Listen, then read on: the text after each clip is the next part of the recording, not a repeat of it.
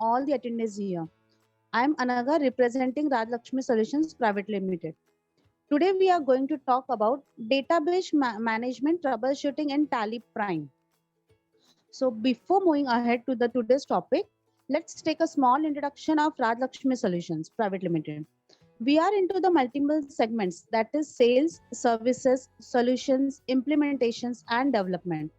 We are also into the multiple softwares, that is Tally Prime, SAP B1, Bittrex 24 CRM, and Skill India. So now moving ahead with the today's topic. So now the speakers are here.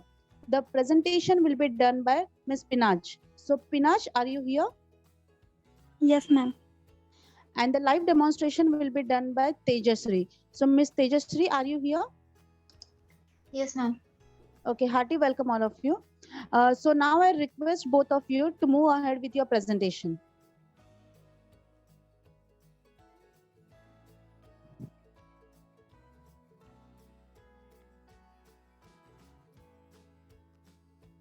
Hello, good evening all. Myself Pina Sheikh, representing on behalf of Rajlakshmi Solution Private Limited. On behalf of the management and the entire team of Rajlakshmi Solutions, I would like to welcome all the participants present here. So moving ahead to our today's topic is data management troubleshooting in Tally Prime. Data errors in Tally Prime. Data errors appear while opening Tally Prime if Tally data files TSF or 900 file is logged by any other processes such as third-party backup software or any other application is accessing Tally data files, and at the same time Tally application tries to write to the Tally database and it fails. Tally Prime open करते हुए data error show होता है अगर tally data फाइलें TSF या 900 file किसी process से lock की जाती हैं, जैसे कि थर्ड पार्टी बैकअप सॉफ्टवेयर और any other application tally data file को एक्सेस कर रहा है और वो फेल हो जाता है. इस टाइम पर आपको डेटा रिपेयर करना चाहिए. Repair company data in Tally Prime. If there any issue in your company data then it might come in the way of your daily operations and also hinder data activities like backup or split.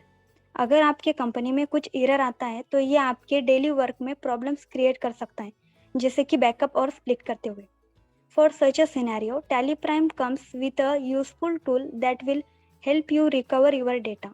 ऐसे scenario में tally prime आपके लिए एक useful tool के साथ help करता है data recover करने में. The repair feature checks your master and transaction for any issues and recover the data through the data rewrite process. Repair feature से आप डेटा रिकवर कर सकते हैं rewrite process से. Split company data in Tally Prime. If your business prefer to start on a fresh note every financial year, then you can split your data and maintain a fresh batch every year. अगर आपका business हर year में एक नए note पर start करना चाहते हैं तो आप डेटा को स्प्लिट कर सकते हैं year wise. Once all your transaction are recorded, review and close for the year, you can process to split the data. जब आपके सभी ट्रांजैक्शन एक ईयर के लिए रिकॉर्डेड, रिव्यू एंड क्लोज हो जाते हैं तो आप डेटा स्प्लिट कर सकते हैं. This will help you maintain your books neatly for the purpose of audit, tax compliance and so on. इससे आपको ऑडिट, टैक्स कंप्लायंस में बुक्स मेंटेन करने में हेल्प मिलेंगी. Performance of trouble shooting. Trouble shooting is a systematic approach to solving a problem. The goal of troubleshooting is to determine why something does not work as expected, that explain how to resolve the problem. Troubleshooting in maintenance and various services is a process of identifying what is wrong with the faulty system, which help overcome backlog, lost production and compliance issues. Tally में trouble shooting का option दिया गया है जो आपको help करता है tally में एरर आइडेंटिफाई करने में और जो भी इशू है वो रिसॉल्व करने में. Trouble shooting contains event log, repair and reinstall application, delete view and save for all companies, repair, migrate, delete views and save for these companies, reset e-invoice login. This is a practical point, so Tejasri will explain. This is end for my side. Thank you.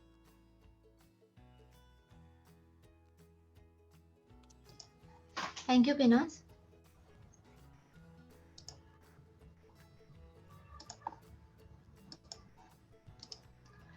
So hello everyone, myself Tejashri. I am representing live demo of data management troubleshooting in Tally Prime. मेरी screen visible है ma'am? Yes. Okay, thank you. So सबसे पहले हम देखेंगे कि tally में trouble shooting का options किस तरीके से हम यूज़ कर सकेंगे। सो जब भी हम टैली यूज़ करते हैं, डेटा मेंटेन करते हैं, तो कहीं ना कहीं डेटा रिपेयर या फिर डेटा में एरर्स आ जाते हैं। तो यही चीज़ें हमें क्लियर करने के लिए टैली में एक ऑप्शन दिया गया है ट्रबल शूटिंग का। तो वो ऑप्शन हम F1 प्रेस करके ट्रबल शूटिंग में जाके हम यूज़ कर सकते हैं। सो बेसिकली ट्रबल शूटिंग में आपको event log, repair, reinstall application, ये सारे पॉइंट्स दिए गए हैं। तो हम एक देखेंगे। सबसे पहला पॉइंट है कि इवेंट लॉग। सो इवेंट लॉग ये एक ऐसा फीचर है टैली में, जब भी आप टैली में कुछ इंपोर्ट या फिर एक्सपोर्ट करते हो, जैसे कि मास्टर्स इंपोर्ट करते हो, ट्रांजेक्शन्स इंपोर्ट करते हो, तो ये इंपोर्ट करते टाइम या फिर डेटा स्प्लिट करते टाइम जो भी एरर्स आपको शो करेंगे, एरर्स दिखाएंगे, वो आपको F1 ट्रबल शूटिंग में इवेंट लॉग में शो करेंगे। तो सभी टाइप के यहाँ पे एरर्स आपको शो करेंगे और देन आप ये एरर्स देख के आपके डेटा में वो लॉग्स क्लियर कर सकते हो। सो ये हो गया एक पॉइंट इवेंट लॉग का। देन है F1 प्रेस करके ट्रबल शूटिंग में repair and re install the application.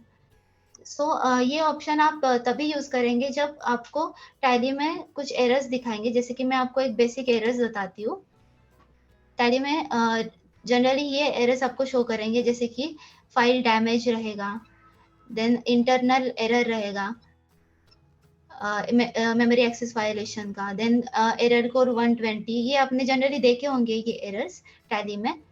तो ये एरर रिजॉल्व करने में हमें ये ऑप्शन यूज करता है रिपेयर एंड री इंस्टॉलेशन। जैसे कि यहाँ पे और एक एरर है इंटरनल एरर। यहाँ पे मैसेज ऐसा है कि please delete the message file या फिर कुछ फाइल्स करप्ट हो गई है।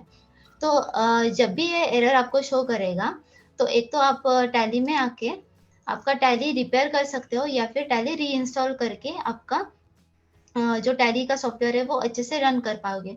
तो जब आप ये ऑप्शन यूज करेंगे तो आपको दो ऑप्शंस मिलेंगे, जैसे कि री install and then repair.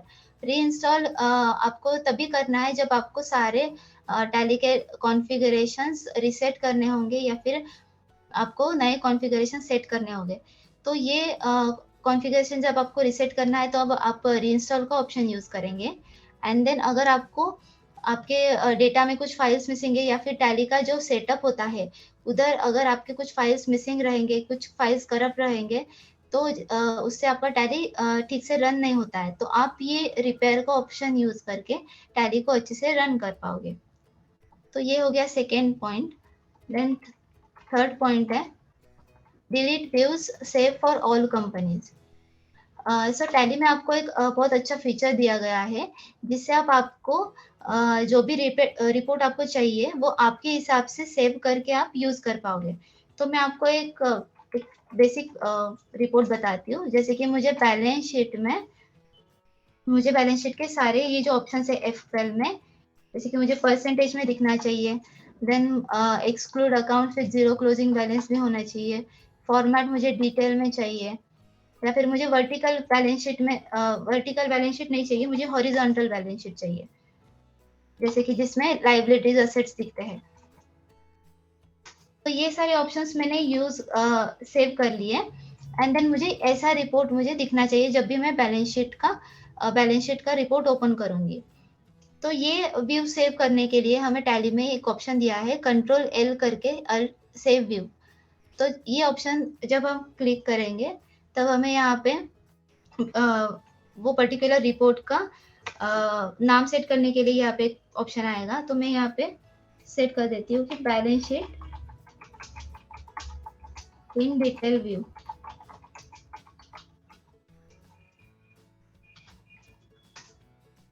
Then आपको और एक ऑप्शन दिया है कि ये जो रिपोर्ट है वो डिफॉल्ट व्यू में आपको सेव करना है क्या, तो मैं उसको यस कर दूंगी।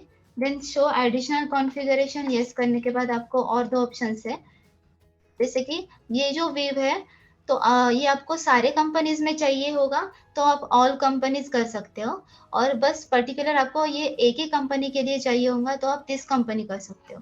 फिलहाल मैं ऑल कंपनीज रखती हूँ।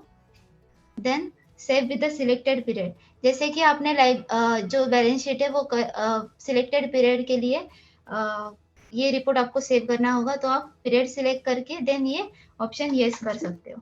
तो मैं ये ऑप्शन यस कर दिया।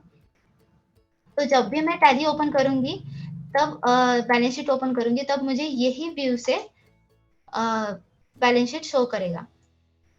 आप यहाँ पे भी जाके वो व्यू दे सकते हो, या फिर आपको और एक ऑप्शन है, जैसे कि यहाँ पे अल्ट जी करके गो टू का ऑप्शन दिया है, वो प्रेस करने के बाद यहाँ पे सेव व्यूज का एक आपको ऑप्शन दिखेगा, तो यहाँ पे आपको वो रिपोर्ट शो करेगा। जैसे कि आपने बैलेंस शीट में एक डिटेल व्यू करके रिपोर्ट सेव किया है, तो आप यहाँ से डायरेक्टली आप यहाँ से भी एक्सेस कर सकते हो। जब भी आप एंटर करेंगे तो आप वो रिपोर्ट में आ जाएंगे। तो ये रिपोर्ट हमने ऑल कंपनीज के लिए सेव किया है, वैसे ही हम पर्टिकुलर एक ही कंपनी के लिए भी सेव कर सकते हैं।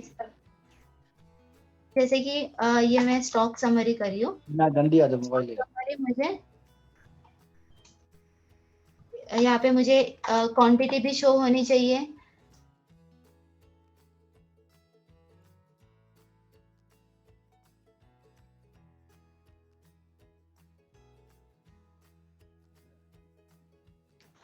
Hello, Tejashri. Unmute yourself, Tejashri.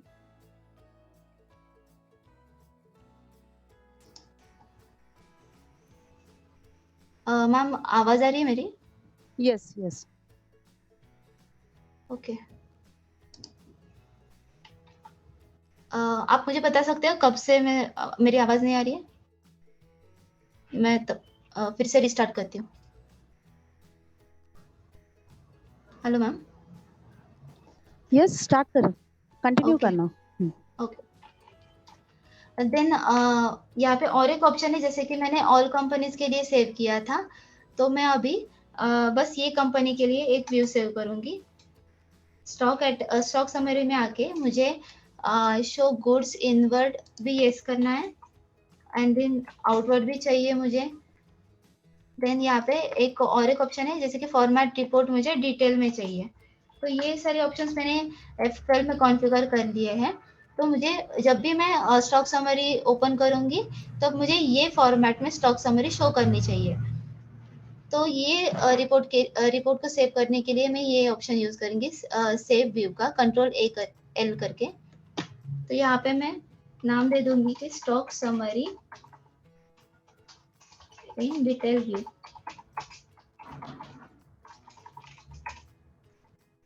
ये डिफॉल्ट के लिए मैं सेट करती हूँ। देन शो एडिशनल कॉन्फ़िगरेशन को भी यस कर दिया, और दिस कंपनी के लिए मैं यूज करूंगी, जैसे कि जब भी मैं ये कंपनी ओपन करूंगी तभी मुझे स्टॉक समरी इसी फॉर्मेट में दिखनी चाहिए। Then save with the master selected to open this report, ये भी ऑप्शन में यस करती हूँ, जैसे कि जो भी मास्टर्स यहाँ पे मैंने सिलेक्ट किए तो ये रिपोर्ट ओपन करने के बाद चाहिए।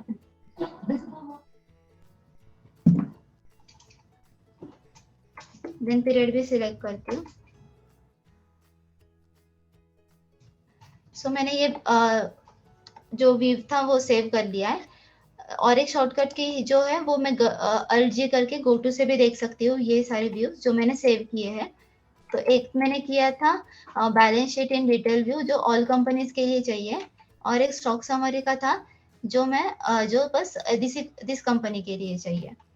तो ये जब हम ऐसे रिपोर्ट सेव करते हैं तो बाद में हम पीरियड जब चेंज करते हैं, या फिर अगर अगले महीने में हम ट्रांजेक्शंस कर रहे हैं, तो ये जो व्यूज हमने सेट किए हैं वो रिसेट करने के लिए ट्रबल शूटिंग में एक ऑप्शन दिया है कि delete views for all companies and delete views for save companies.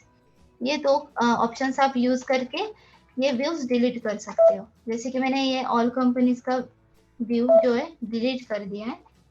तो अभी जब मैं गो टू में आऊंगी तब मुझे वो सेव व्यूज में दिखेगा नहीं, एंड देन जब मैं फाइनल अकाउंट्स में बैलेंस शीट में जाऊंगी तो मेरी बैलेंस शीट पुराने बैलेंस शीट जैसे ही दिखेगी। तो ये ऑप्शन इसके लिए यूज करेंगे आप। अभी मैं delete views for this company भी कर लेती हूँ।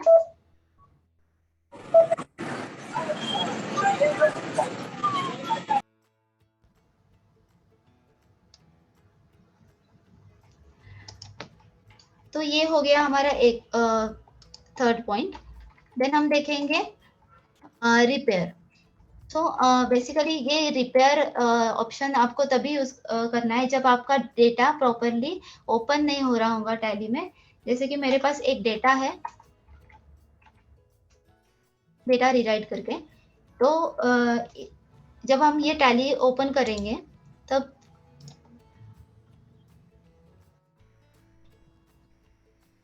तब आपको दिखाई देगा कि आपका जो डेटा है वो प्रॉपरली ओपन नहीं हो रहा है और एक एरर दे रहा है। तो मैं आपको एक एरर दिखाती हूँ। जैसे कि ये कंपनी है, डायरेक्टली यहाँ पे रिपेयर रिक्वायर्ड दिखा रहा है। तो जब भी मैं इसको रिपेयर के लिए येस कर दूंगी तो यहाँ पे एक एरर बताएगा आपको, जो tally open sorry data open करने के लिए दिखाएगा कि डेटा ओपन नहीं हो रहा है और ट्रांस मैनेजर जो फाइल है वो आपकी मिसिंग है। तो जब भी आप ये क्लोज करेंगे आपका टैली क्लोज हो जाता है। तो ऐसा सिचुएशन में आप ये ऑप्शन यूज करेंगे F1 में ट्रबल शूटिंग के अंदर रिपेयर। तो आपको जो भी कंपनीज आपकी रिपेयर करनी है तो आपको ये ऑप्शन यूज करके रिपेयर करनी है। रिपेयर के कुछ स्टेप्स मैं आपको शो करती हूँ।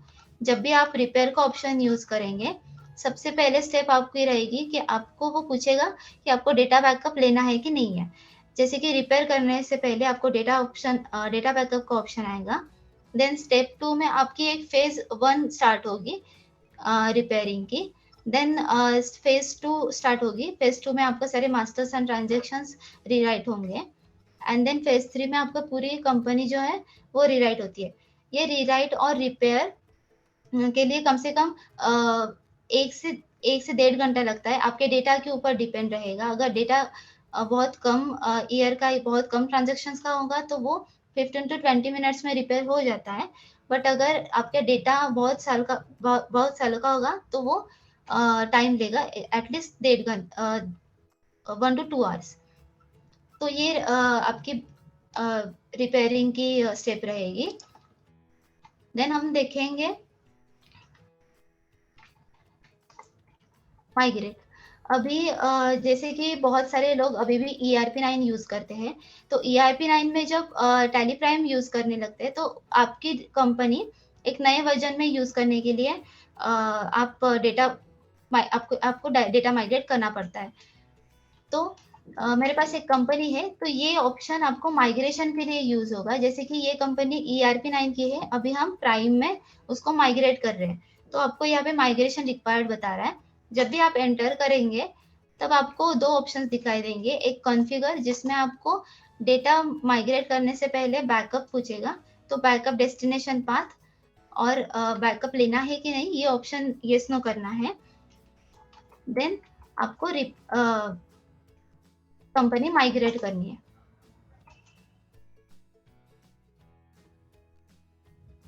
तो ये कंपनी आपकी माइग्रेट हो गई।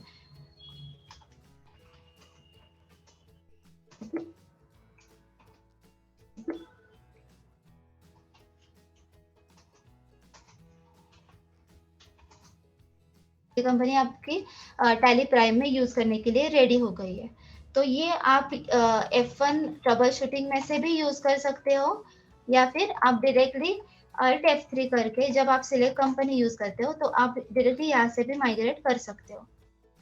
देन और एक ऑप्शन है ट्रबल शूटिंग में डिलीट ये हमने देख लिया।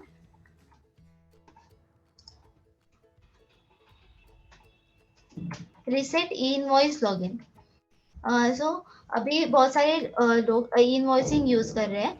तो इनकेस अगर आपको आपका इनवॉइसिंग का API यूजर और ID जो हम टैली में से जनरेट करने के लिए यूज करते हैं वो रीसेट करना रहेगा तो आपको F1 ट्रबल शूटिंग में रीसेट इनवॉइस लॉगिन का ऑप्शन यूज करके आप आपका जो भी ई इनवॉइसिंग की सेटिंग है, या फिर आपका ई इनवॉइसिंग का जो भी एपीआई यूजर है वो आप यहाँ से डिसकंटिन्यू कर सकते हो।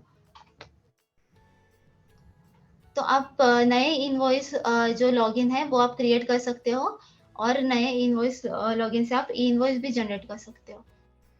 तो ये हो गया ट्रबल शूटिंग में से सारे पॉइंट्स जो आपको डेटा रिपेयर, डेटा माइग्रेट करने के लिए यूज कर सकते हो। देन हम देखेंगे डेटा स्प्लिट।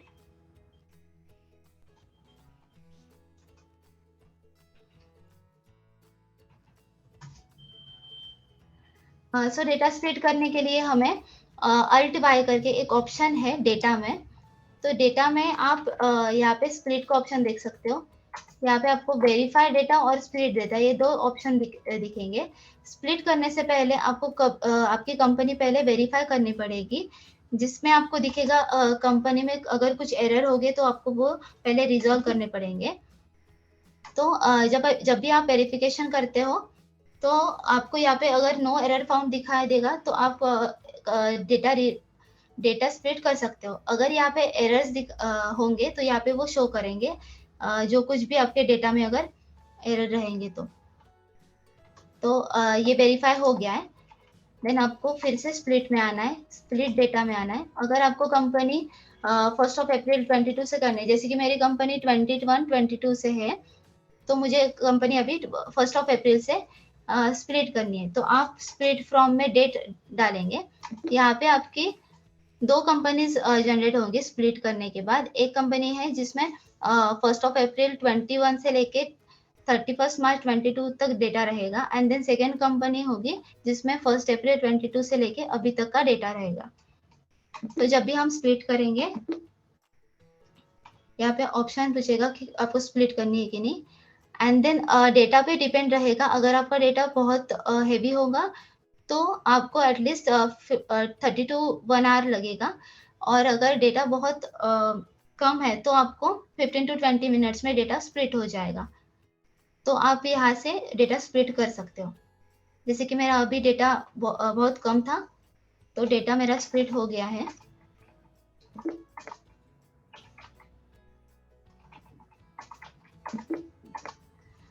डेटा स्प्लिट होने के बाद बेसिकली 3 कंपनीज जनरेट होती है। जैसे पहली एक कंपनी जो बेसिक है हमारी, जिससे हमने स्प्लिट किया है overall company. Then second company होती है 1 अप्रैल 21 से लेके, एंड देन थर्ड कंपनी जो अभी करंट कंपनी करंट हम ट्रांजेक्शन जिसमें कर रहे हैं वो कंपनी।